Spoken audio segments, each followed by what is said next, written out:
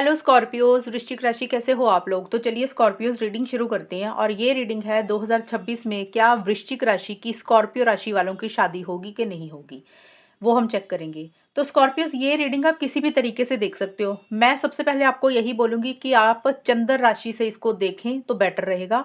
अगर आपको चंद्र राशि नहीं पता तो लगन से भी देख सकते हैं, दोनों से चेक कर सकते हैं। अगर कुछ भी नहीं पता फिर नाम डेट ऑफ बर्थ के हिसाब से कैसे भी देख सकते हैं। टैरो रीडिंग को कोई तरीके से भी रीडिंग को देखा जा सकता है। और सबसे पहले इसमें मैं बताऊंगी आपको आपकी करंट सिचुएशंस क्या है, चल रही हैं शादी को लेकर, आपकी सोच क्या है, करंटली चल क्या रहा है, हो क्या रहा है, आपका माइंडसेट क्या है। और फिर चेक करेंगे कि 2026 में स्कॉर्पियोज वृश्चिक राशि वालों की शादी होगी कि नहीं होगी।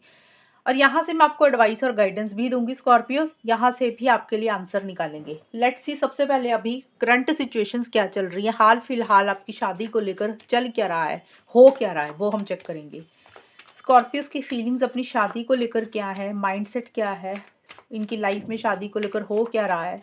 और स्कॉर्पियोज ये रीडिंग तभी देखना अगर आप सच में शादी करवाना चाहते हैं, आपके घर वाले आपके लिए कोई रिश्ता देख रहे हैं, मैच देख रहे हैं, आप इंटरेस्टेड हैं, तो आपके साथ ज़्यादा मैच होगी। अगर आप टाइम पास के लिए देखना चाहते हैं फिर आप इससे गाइडेंस ले सकते हैं। 4 ऑफ कप्स वृश्चिक राशि एंड 6 ऑफ पेंटिकल्स। स्कॉर्पियोज की फीलिंग्स क्या है अपनी मैरिज को लेकर, ये मैं करंट सिचुएशंस बताऊंगी अभी जो भी आपकी लाइफ में अभी हो रहा है या आप क्या महसूस कर रहे हैं। लवर्स,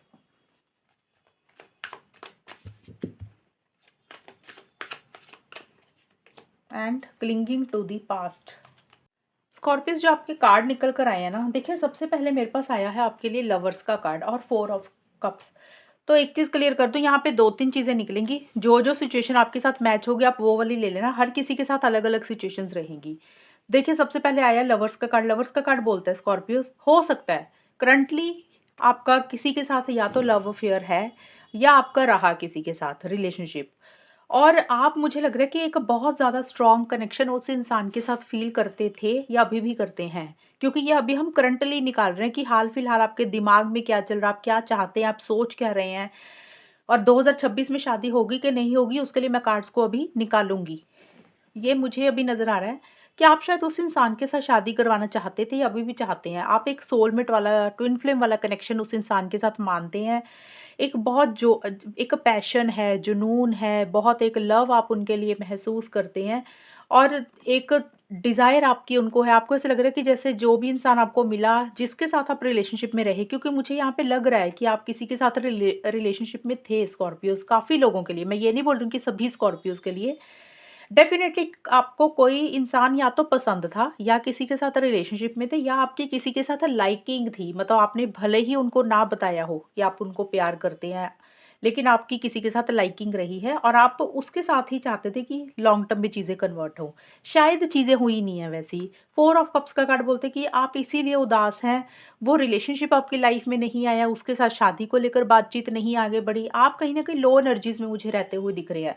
6 ऑफ पेंटिकल्स का भी कार्ड है। और हो सकता है स्कॉर्पियोज़ आपने उनको बहुत कन्विंस किया, बहुत ज़्यादा मनाया किसी चीज़ के लिए, किसी बात के लिए कि वो इंसान आपकी बात मान जाए, शादी के लिए हाँ कर दे, अपने घर वालों को मना लें। और वैसा हुआ नहीं है, अभी आप लो एनर्जीज़ में जा रहे हैं। या ये भी पॉसिबिलिटी हो सकती है स्कॉर्पियो, सबके लिए अलग-अलग सिचुएशंस रहेंगी। ये भी हो सकता है कि आपको कोई इंसान ने किसी बात के लिए बोला शादी के लिए, वो आप में इंटरेस्टेड थे तो शायद आपने उनको मना कर दिया। तो बट अभी आप मुझे काफ़ी ज़्यादा लो एनर्जीज़ में रहते हुए दिख रही है। जोश नहीं आ रहा, कॉन्फिडेंस नहीं आ रहा, आपका एंथुसिज़्म लो है, मोटिवेशन आपके अंदर नहीं आ रही है, एक्साइटमेंट आपका नहीं हो रहा। और आप उन चीज़ों के ऊपर फ़ोकस कर रहे हैं स्कॉर्पियोज़, जो चीज़ें आपके हिसाब से नहीं हो रही है या जो चीज़ें आपके हाथ से चली गई हैं।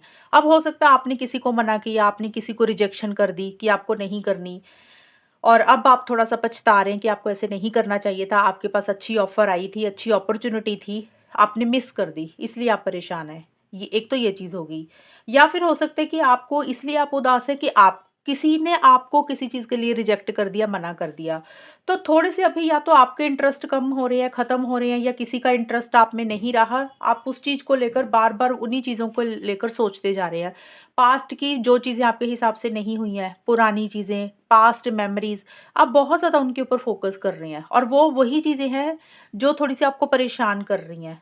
Past, clinging to the past, कि आप अभी भी पास्ट से बाहर नहीं आ रहे हैं, पुरानी चीज़ों से बाहर नहीं आ रहे हैं। आपके दिमाग में कुछ चीज़ें पुरानी बैठ गई हैं, कोई पुराना इंसान, कोई पुरानी सिचुएशन, कोई भी चीज़ जो पास्ट की आपका एक्सपीरियंस भी हो सकता है, आप उन चीज़ों में से बाहर उभर नहीं पा रहे हैं या निकल नहीं पा रहे हैं, बार-बार वही चीज़ें आपके दिमाग में चलती जा रही हैं। और कुछ लोगों के लिए ये भी हो सकता है, 6 ऑफ पेंटिकल्स का भी कार्ड है, क्योंकि ये करंट सिचुएशंस आपकी शादी की ही हम रीडिंग कर रहे हैं, वो मेरे को लगा रिलेशनशिप के हिसाब से तो मैंने बताया, क्योंकि लवर्स का कार्ड ज़्यादा लव लाइफ के लिए होता है। और 6 ऑफ पेंटिकल्स का कार्ड ये बोलता है कि हो सकता है या तो आप या फिर आपकी फैमिली किसी को अभी भी माँग रही है, किसी से अभी भी रिश्ता करना चाहते हैं। जैसे होता है ना कि भी कोई फैमिली मेंबर होता है, कोई रिश्तेदार होता है या कोई इंसान पसंद आया होता है, आप काफ़ी ज़्यादा उनको कन्विंस करने की कोशिश कर रहे हैं, मनाने की कोशिश कर रहे हैं कि भी रिश्ते के लिए हाँ कर दें। ये सबके लिए नहीं रहेगा, एक पॉसिबिलिटी ये हो सकती है स्कॉर्पियोज़।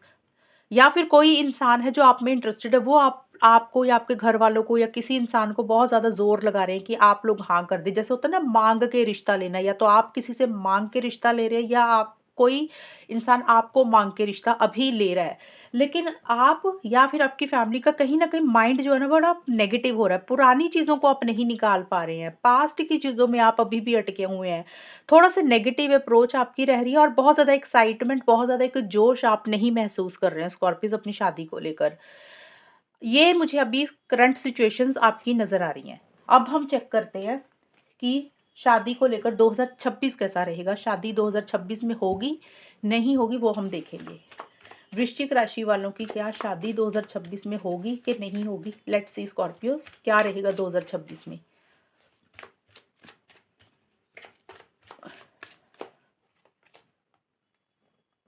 Queen of cups,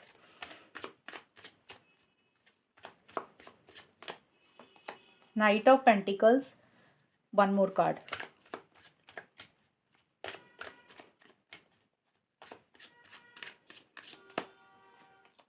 10 of pentacles. वृश्चिक राशि वालों की 2026 में क्या शादी होगी? क्या रहेगा 2026 शादी को लेकर, कैसा रहेगा साल इनके लिए? कॉम्प्रोमाइज,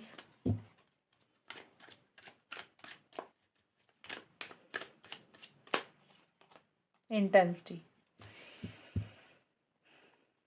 स्कॉर्पियोस की शादी क्या 2026 में होगी? लेट्स सी स्कॉर्पियोस, यहाँ से भी मैं ले लूँ, फिर आपको मैं एक्सप्लेन कर दूंगी। मैं कार्ड्स निकाल रही हूँ इसलिए कि ताकि फिर मुझे बार बार कार्ड्स ना निकालने पड़े।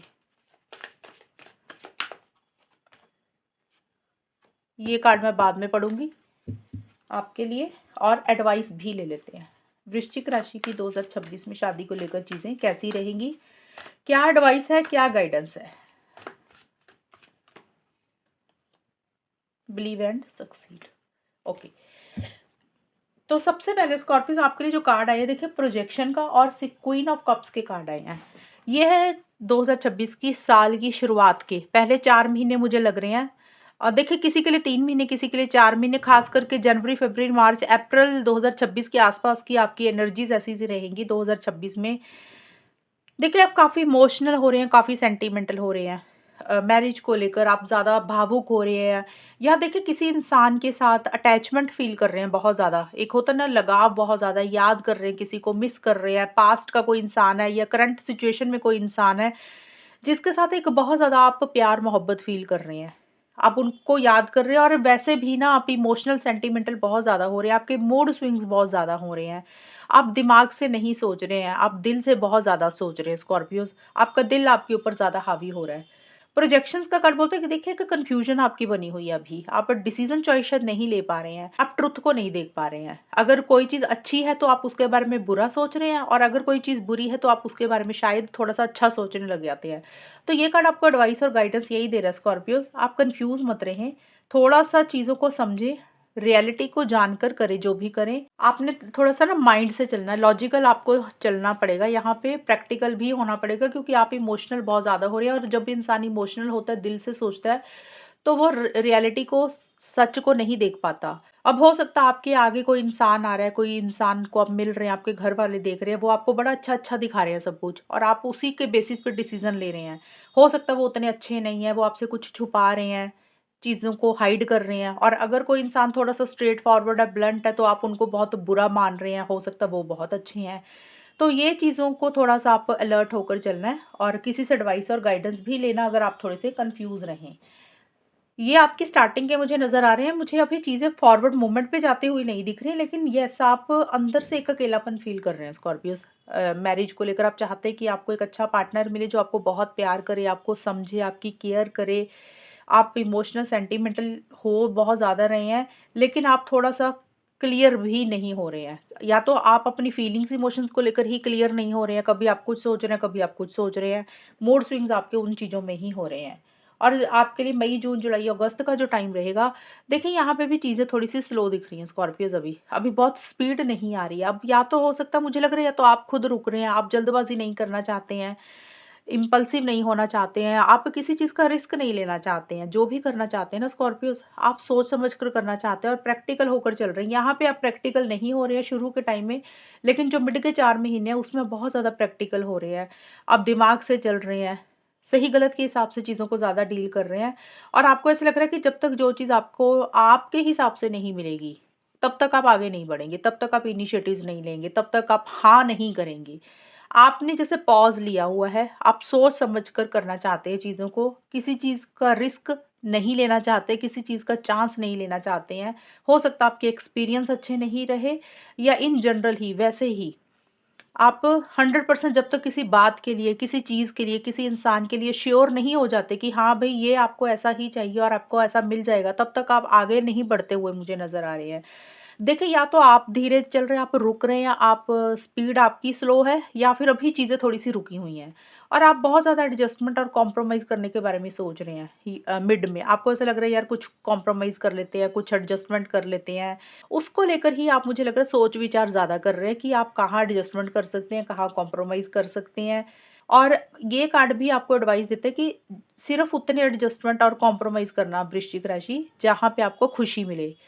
Too much adjustment, too much compromise आपको नहीं करनी है। हद से ज़्यादा अगर आप झुकेंगे तो सामने वाला आपको ग्रांटेड लेगा।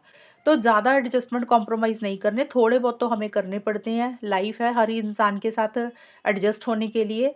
बट अगर आप ही कॉम्प्रोमाइज़ कर रहे हैं, आप ही झुक रहे हैं, सिर्फ़ आप ही हर चीज़ में अपने आप को एडजस्ट कर रहे हैं, चाहे वो कोई इंसान है, चाहे घरवालों को लेकर है, तो यहाँ पे एक थोड़ा-सा सोच समझ कर करना कि एक लिमिट तक ही कॉम्प्रोमाइज़ और एडजस्टमेंट करना, हद से ज़्यादा मत करना।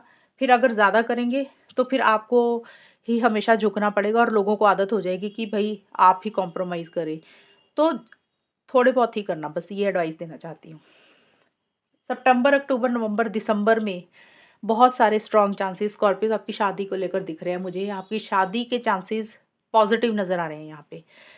10 ऑफ पेंटिकल्स के नीचे इंटेंसिटी का कार्ड है कि एकदम से सडन से चीज़ें आगे बढ़ेंगी, जो आपने खुद भी नहीं सोची थी ना, तो एकदम से स्पीड पकड़ेंगी चीज़ें। जो यहाँ पे एकदम से चीज़ें रुकी हुई हैं ना मिड में, यहाँ पे स्लो हुई हुई हैं चीज़ें, या तो आप नहीं आगे बढ़ रही, या चीज़ें स्लो हो चुकी हैं, सर्कमस्टांसेस, सिचुएशंस के कारण चीज़ें रुकी हुई हैं, और वही चीज़ों में एकदम से सडन स्पीड आ जाएगी, एकदम से चीज़ें चेंज हो जाएँगी। सितंबर, अक्टूबर, नवंबर, दिसंबर, ये 4 महीनों में देखिए सबके लिए टाइम अलग-अलग रहेगा, लेकिन इन्हीं 4 महीनों के बीच-बीच में मैरिज को लेकर आपकी चीज़ें पॉज़िटिव डायरेक्शन में आगे बढ़ेंगी। आपको कोई अच्छा मैच मिलेगा जहाँ पे आपकी फैमिली कोई रिश्ता देख रही है, आप भी पसंद कर रहे हैं। शादी को लेकर चीज़ें पॉज़िटिव रहेंगी, यानी कि आपकी शादी, एंगेजमेंट, ये सारी चीज़ें हो सकती हैं या हो जाएँगी साल के एंड में जाके।